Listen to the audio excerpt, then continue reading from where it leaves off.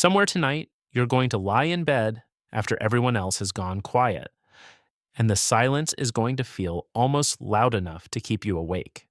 Every creak, every distant hum, every faint sound your house makes will seem amplified, sharper, closer than it ever does during the day. But the real reason has almost nothing to do with the sounds themselves. It has to do with what your brain is doing in the gaps between them. You'd assume silence is simply the absence of sound, a neutral, empty backdrop. Nothing happening, nothing to explain. So, why does that supposed nothingness feel so present at night, almost like a texture you can hear?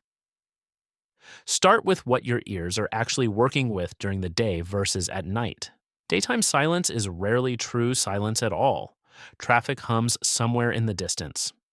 Air conditioning units cycle on and off. Distant conversations, footsteps, appliances all blend into a low, steady wash of ambient noise that your brain has learned to treat as background, filtering it out almost entirely from conscious awareness. At night, especially in a quiet home or a quiet neighborhood, that entire noise floor drops dramatically. The masking sound that normally buries small noises simply isn't there anymore. Think about what that does to anything left over: a floorboard settling, a pipe contracting as it cools, your own heartbeat in your ears. Without a wash of ambient sound to bury them, these ordinarily inaudible details suddenly have nowhere to hide. But there's a deeper piece to this than simple masking, and it involves how your auditory system actually calibrates itself moment to moment. Hearing researcher Robert Zatorre at McGill University has spent decades studying how the auditory cortex processes and adjusts to incoming sound. One well-documented principle in his broader field is that your auditory system doesn't operate with a fixed sensitivity level. It constantly recalibrates its gain, essentially turning its own volume knob up or down based on the overall sound environment. Drop a listener into a quieter environment, and within a short window, their auditory system ramps up its sensitivity to compensate, actively working to detect signal in a suddenly emptier field. That heightened sensitivity is not imagined. It's a real physiological adjustment happening in real time. So when the world goes quiet at night, your ears aren't simply receiving less input. They're actively turning themselves up to find something, anything, in the newly emptied soundscape. The silence isn't passive. Your nervous system is straining against it. This connects to a much bigger idea about how your brain works in general, one championed by neuroscientist Carl Friston, whose predictive processing framework has reshaped how researchers understand perception across every sense, not just hearing. Friston's core argument is that your brain isn't a passive receiver of sensory information.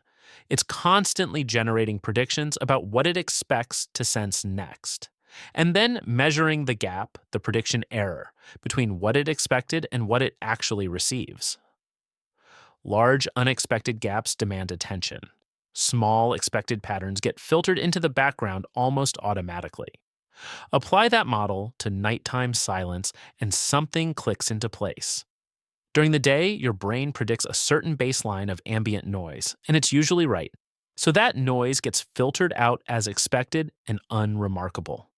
At night, your brain is still running on daytime expectations for a beat or two, still predicting a certain hum that no longer exists. The absence itself becomes the prediction error, an unexpected gap your brain flags as worth investigating rather than ignoring. Silence, in other words, can be more attention-grabbing than noise, specifically because it violates what your brain assumed was coming. There's also a psychological layer working in tandem with the physiological one, and it has to do with what silence at night has meant for almost the entire span of human history. For your ancestors, nighttime quiet wasn't neutral. It was the exact condition under which a predator could approach undetected, without the cover of daytime activity to mask its movement. A sudden break in that silence, a snapped twig, a shifted branch, carried far more urgent meaning after dark than the identical sound would during a busy daylight hour. Sleep researchers studying evolved vigilance patterns have noted that lighter, more easily disrupted sleep at night likely served exactly this function, keeping a low level auditory alertness running even while the rest of the body rested. Some of that ancient wiring is almost certainly still active in you tonight, quietly treating nighttime silence as a backdrop worth monitoring rather than one safe to fully ignore. This explains something you've probably noticed without ever putting words to it: how much louder a sound feels the very first night in an unfamiliar place, a hotel room, a friend's guest bedroom, compared to the exact same type of sound in your own home after weeks of living there. Familiarity changes your brain's predictions. In your own bedroom, your brain has learned which creaks belong to your house and quietly filters them as expected, unremarkable noise. In an unfamiliar room, every sound is new data with no prediction to match against, so almost everything gets flagged, examined, and at 3 in the morning, occasionally imagined into something far more dramatic than a settling floorboard. Cognitive factors pile on top of all this too. During the day, your attention is split across dozens of competing demands, conversations, screens, tasks pulling focus in every direction. At night, alone with fewer distractions, there's simply more spare processing capacity available for your brain to devote to whatever sound does arrive or fails to arrive. Silence gets your brain's full, undivided attention in a way a distracted afternoon never allows. Put all of these pieces together, and nighttime silence stops looking like an empty backdrop and starts looking like an unusually active moment for your nervous system. Your auditory gain turning itself up to compensate for a lower noise floor. Your predictive brain flagging an unexpected absence as worth investigating. Ancient vigilance circuitry still quietly running its old nighttime program. And a mind finally free enough of daytime distraction to actually notice all of it happening at once. There's a strange irony in all of this. The quieter your environment gets, the harder your nervous system works, not the more it rests.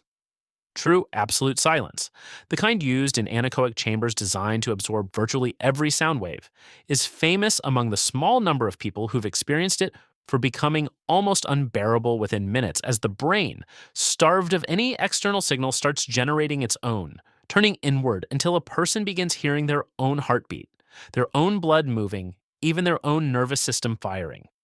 Silence pushed far enough doesn't produce peace. It produces noise your body was making all along, finally audible because nothing else is left to bury it. So the next time you lie awake, convinced the silence in your room is somehow louder than the noise of your busiest afternoon, understand what's actually happening underneath that feeling. Nothing has gotten louder. Your brain has simply stopped being able to hide from what was always quietly there. And for one very old, very good evolutionary reason, it has decided tonight is not the night to stop listening.